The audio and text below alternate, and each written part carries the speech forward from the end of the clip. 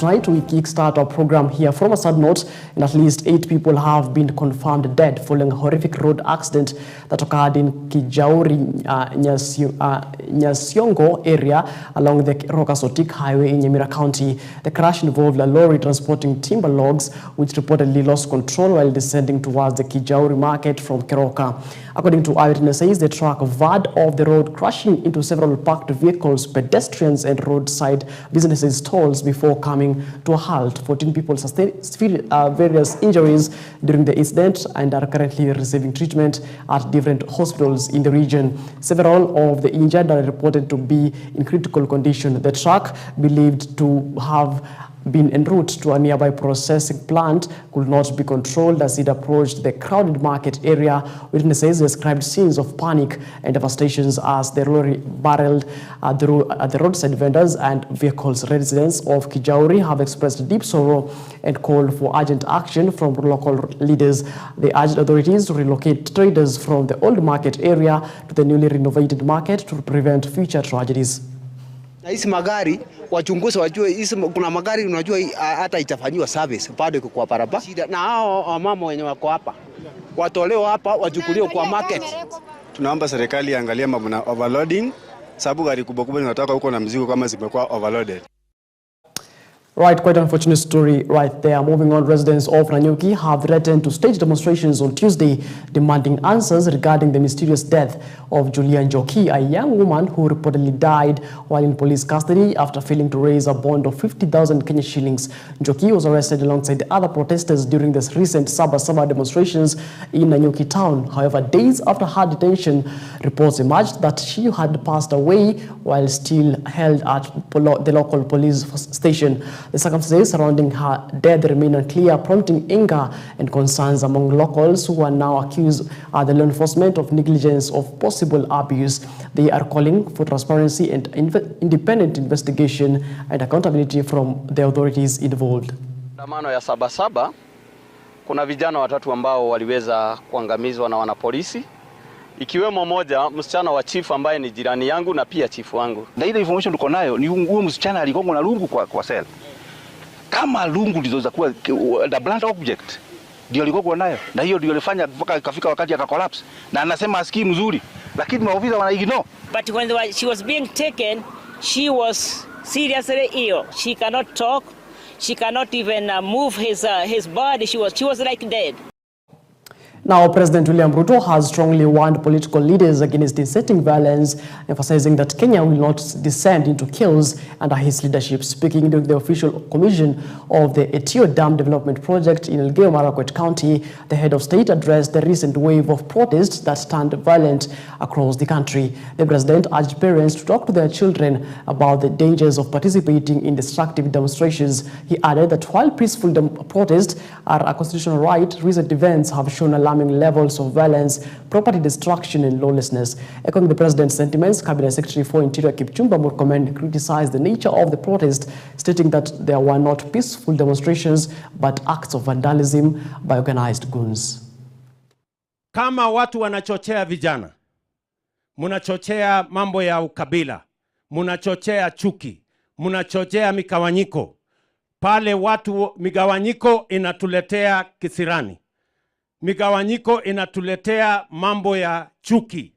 Chuki inazaa lawlessness, kukosa kwa nidhamu na kukosa watu kuheshimu sheria. Watu wakikosa kuheshimu sheria, wanafanya maandamano, wanaharibu mali ya wengine, wanachoma biashara ya wengine, wanaharibu sifa ya nchi yetu. Maisha inapotea. Haya ndio mambo lazima tukomeshe kama wananchi. Wazazi, zungumzeni na watoto wenu. Sisi wote kama wazazi lazima tuongee na vijana wetu, watoto wetu.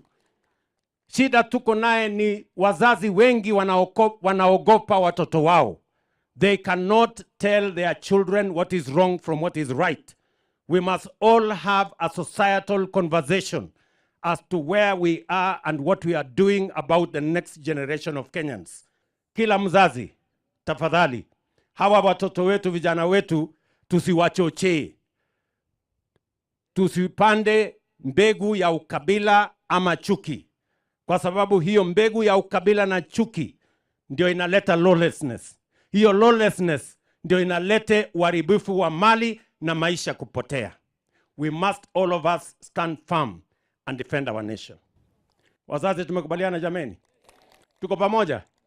We want to tell those people who are out there, wenye wanajaribu kututisha, ati walikuwa wanatutest, tuone kama tutachukua hatua ya kisheria. We will even be more firmer in blocking all these goons and criminals wenye wanakuja kuua watu.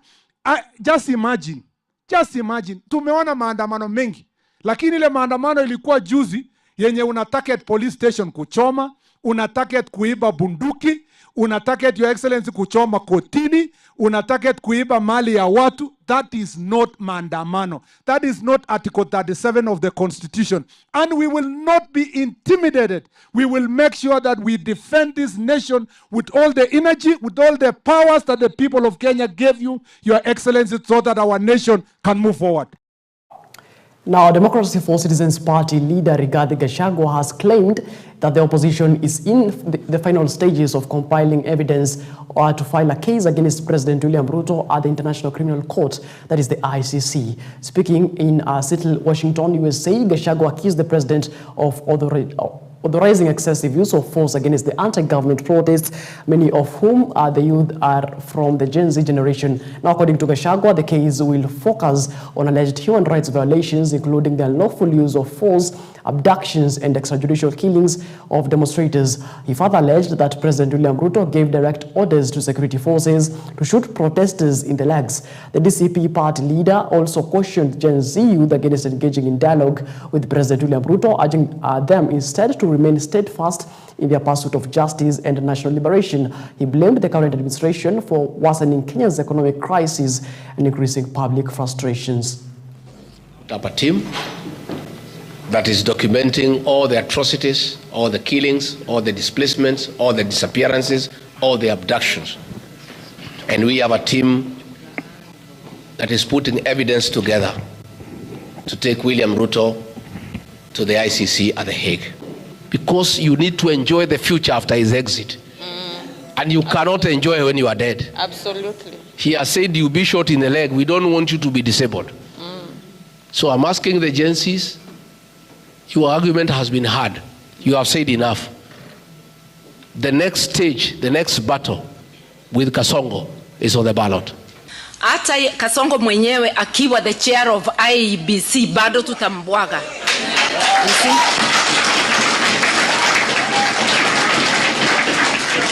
Hata akiwa commission yote bado tutamweza.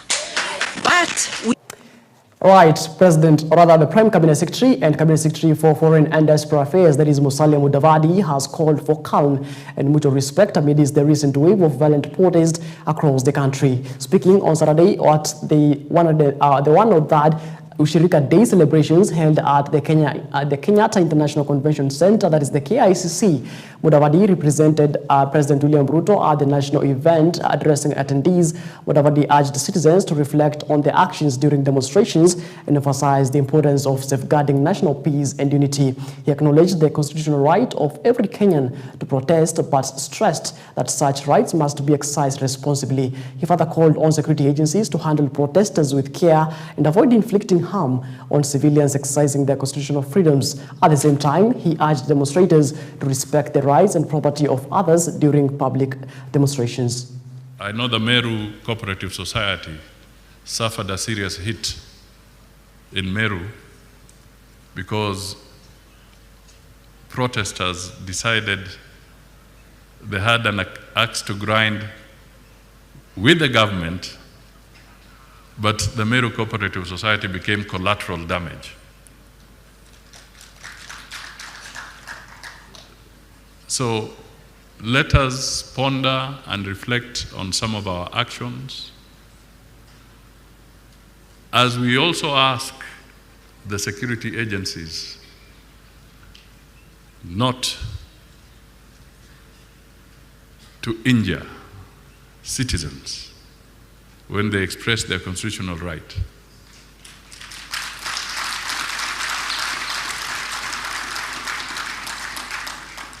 We also, in equal measure, request the citizens, when you protest, please also respect the rights of others.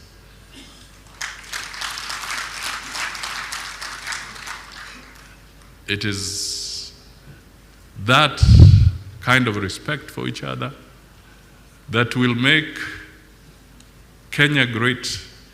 That is the hallmark of civilized nations. That is the hallmark of democratic societies.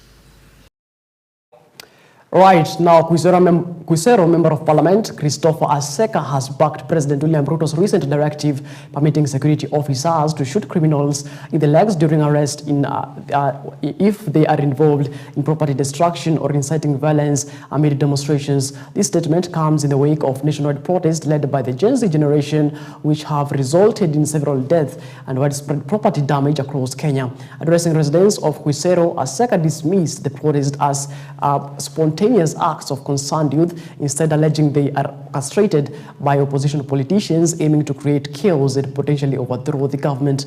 He urged constituents to support the current administration, highlighting various development projects underway in the area under President William Ruto's leadership. Na ule anatuita kazi, hata choo ya mlango moja hatukuo.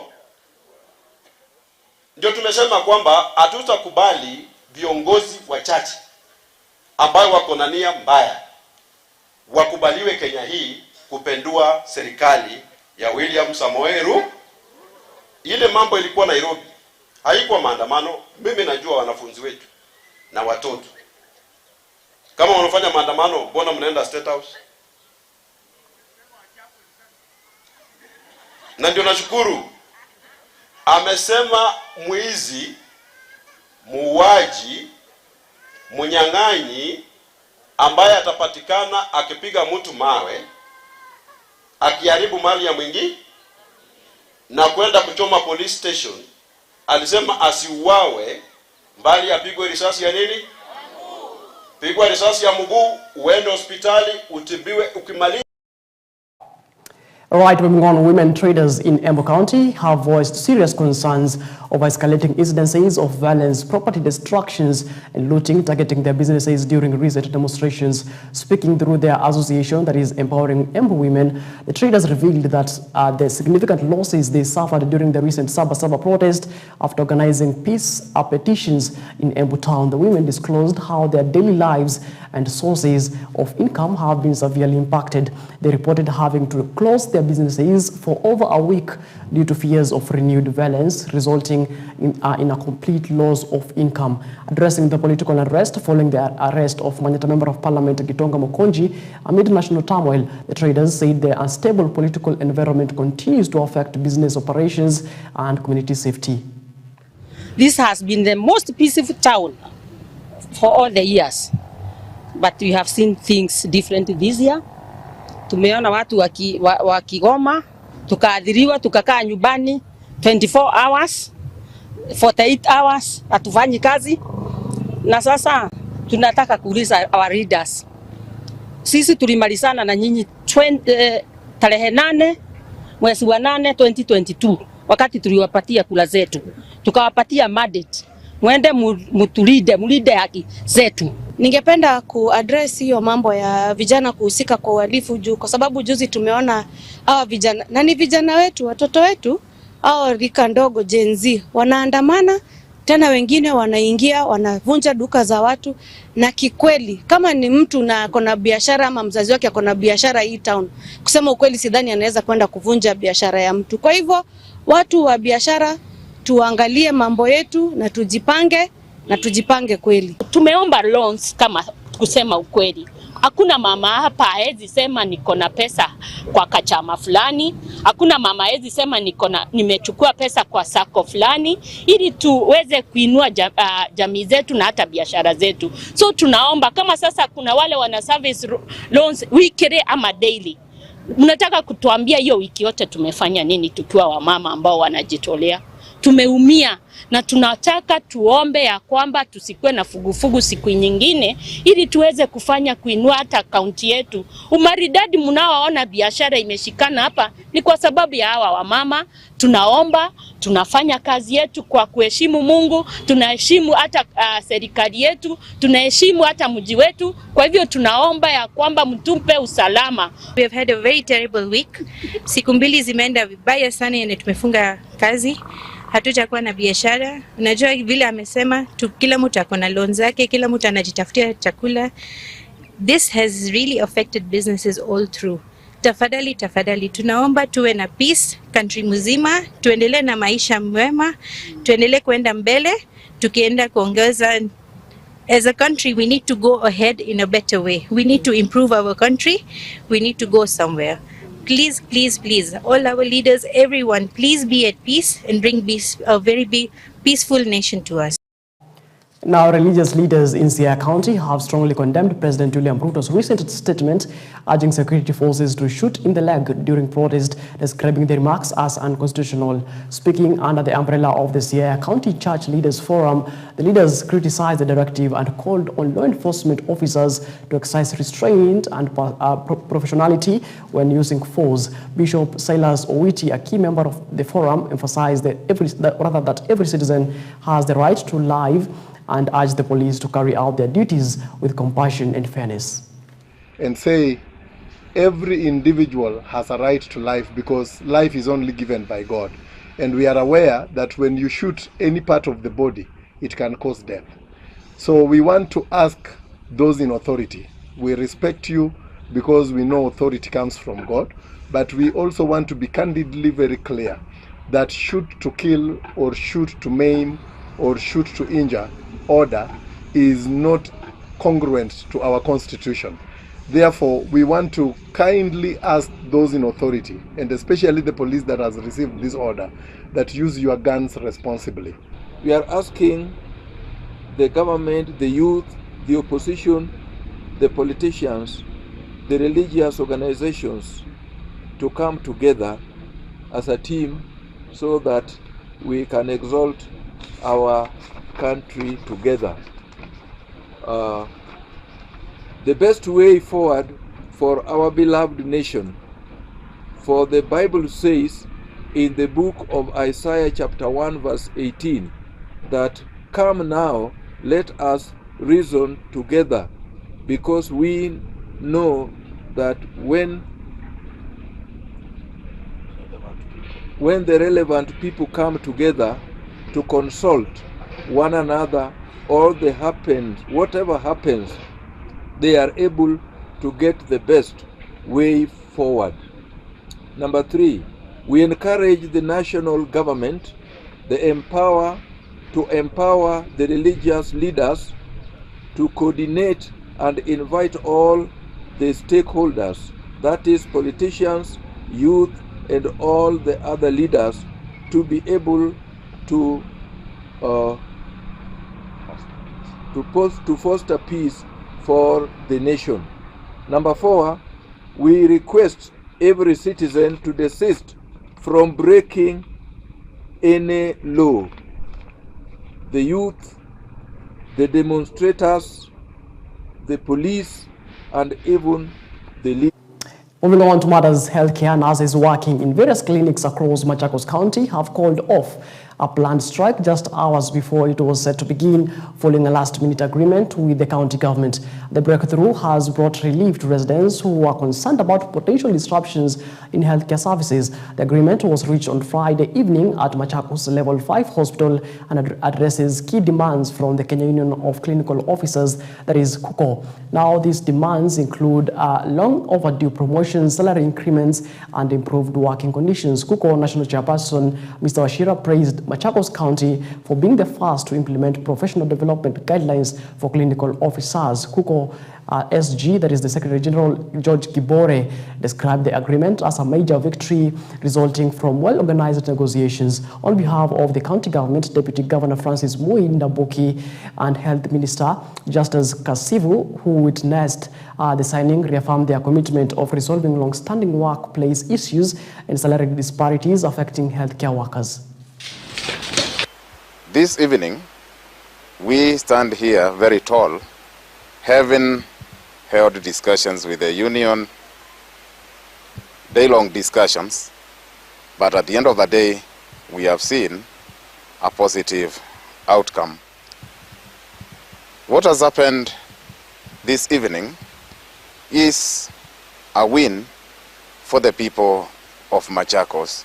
It is an affirmation to the commitment made by Her Excellency the Governor that healthcare for the people of Machakos is foremost in her manifesto.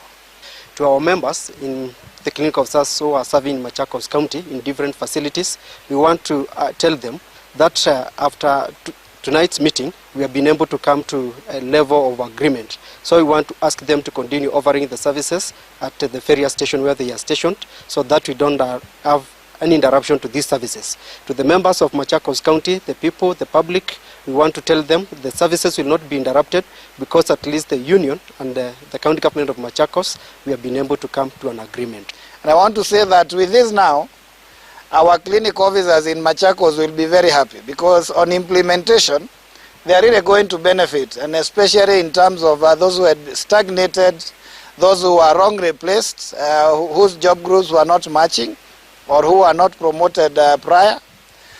And so we foresee a very good partnership between the clinic officers and the county governments.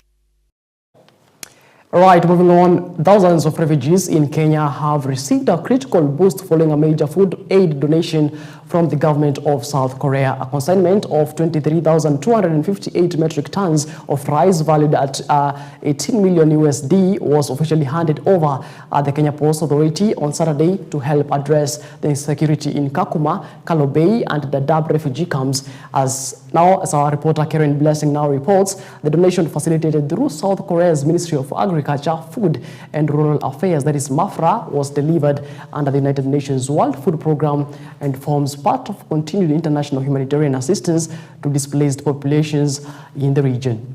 A touring shiphold of white sacks stamped with the flag of South Korea sat docked at berth number 14 of the Kenya Ports Authority on Thursday morning, a symbol of international solidarity and a lifeline for more than 850,000 refugees sheltering in Kenya. The government of South Korea has donated a massive consignment of 23,250 metric tons of rice valued at $18 million to support displaced population in Kakuma, Kalobey, and Dadaab refugee camps. Because today is a very important day and a very symbolic day for refugees in Kenya. To have a donation of up to 23,000 metric tons at this point in time, when our partners are reducing their contributions to refugees, we have the government of Korea and the people of Korea stepping up to provide shelter donation at this point in time. At a handover ceremony held at the Mombasa port, Kenya's Commissioner for Refugee Affairs, John Buregu, hailed the gesture as timely and transformational. The donation comes as the country grapples with a rapidly growing refugee population due to conflicts in neighboring countries. According to government statistics, Kenya is now home to over 854,000 refugees and asylum seekers, a number that continues to rise. To the government of Korea and the people of Korea, thank you for showing humanity. This donation comes in at the right time, when over the last 3 to 5 months, we have been reducing rations to refugees month by month.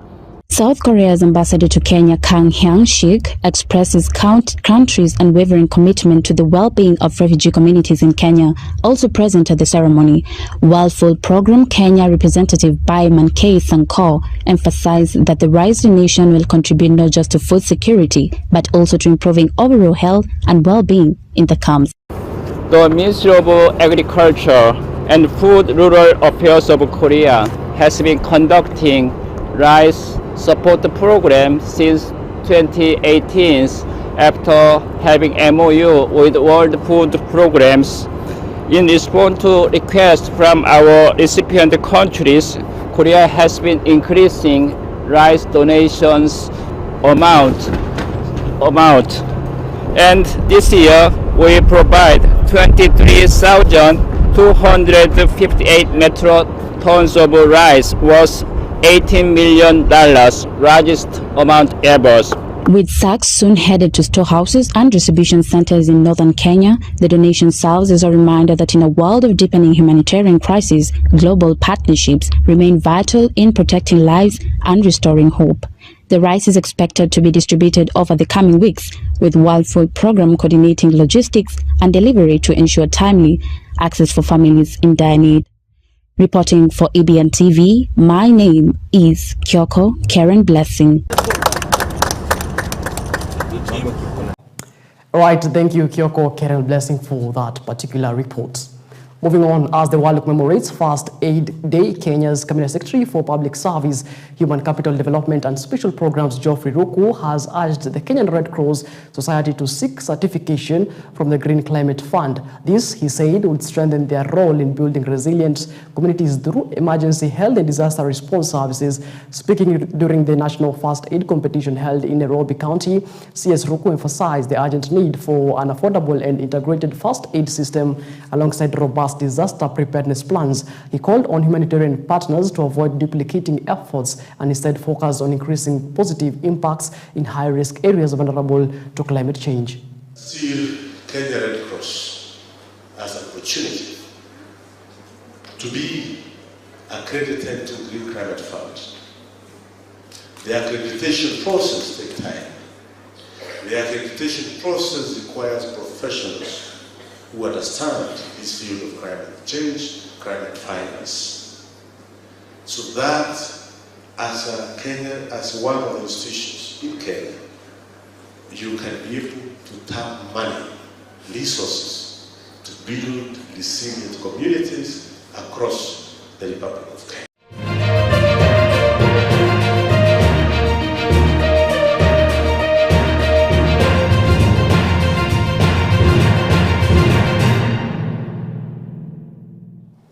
All right, now let's get sporting. Bishop Sulumeti Girls High School from Lugari, Kakamega County has emerged victorious in the girls volleyball category at the Western Region Secondary School Games, clinching the regional title in thrilling fashion. In a tightly contested final, Sulumeti came from the behind after dropping the first set to defeat their long-time rivals Muitoti by 3-2. The win not only crowned them regional champions but also secured the spot in the upcoming national school games set to be held later this month in Kakamega. Head coach Sam Wanyama expressed his pride in the team's resilience and determination. Team captain Serena Busolo also voiced confidence as they shift focus to the national stage, where the title has remained elusive for the school for years. Area Member of Parliament Nabi Nabwera, who attended the match, pledged his full support for the team, promising enhanced preparations ahead of the national competition. He affirmed that the girls would receive all necessary resources to ensure they represent the region with pride and compete at the highest level. Sisi tulikuwa tunatarajia tukutane tunao Muitoti, tupatane na tuwapige. Matarajio yetu hii mwaka tulikuwa na matarajio mengi. Tulikuwa tunajua tutaenda. Tulijikaza tangu mwanzo mwaka ilianza, na pia Muitoti tumekutana nao kila pahali. Tournaments tuliwapiga 2, wakatupiga 2. Hiyo ilikuwa inaamua kama tutawapiga 3. Na pia nawaambia mwaka ujao pia tutaenda nao. Na matarajio yetu ni kufika nationali. Na baada ya COVID tuliweza kutatisika kidogo, tukarudi chini 2022. Hatukuweza kufanya vizuri, timu ambayo ilikuwa wote waliweza kuondoka. Na kwa hivyo baada ya hapo ilibidi tukue na mkutano na mheshimiwa mbunge, na akasema ya kwamba tuweke mikakati, manake yeye mwenyewe kama mbunge alikuwa mwanafunzi wa Msingi High School. Alikuwa seta wakati wake. Kwa hivyo masuala ya michezo anaelewa ni nini inahitajika kufanya. Na nataka kushukuru pia coach hao wasichana ambao wako national team. Coach wao wa national team wako hapa. Na pia amekuja kuona, ameona nina wachezaji wengi wazuri. Nataka nishukuru hata mwalimu mkuu amekuwa hapa. Jana nilipokuja usiku nikaenda kuona hao wasichana. Waliniahidi kitu kimoja tu, kwamba mheshimiwa, tutaenda na ushindi nyumbani. Na mimi niliwaambia kwa mengine yote mimi naenda nationali kupiga timu moja tu, inaitwa Kesogol. Mimi sitaki kujua mambo ingine, bora nipige nini? Kesogol.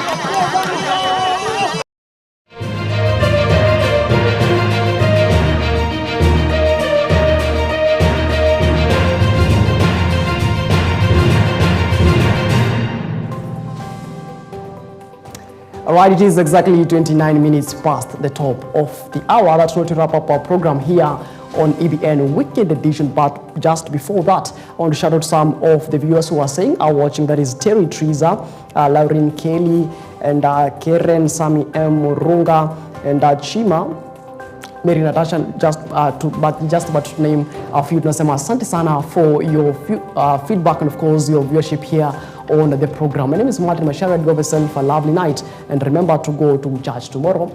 Let's do this again when God says we do.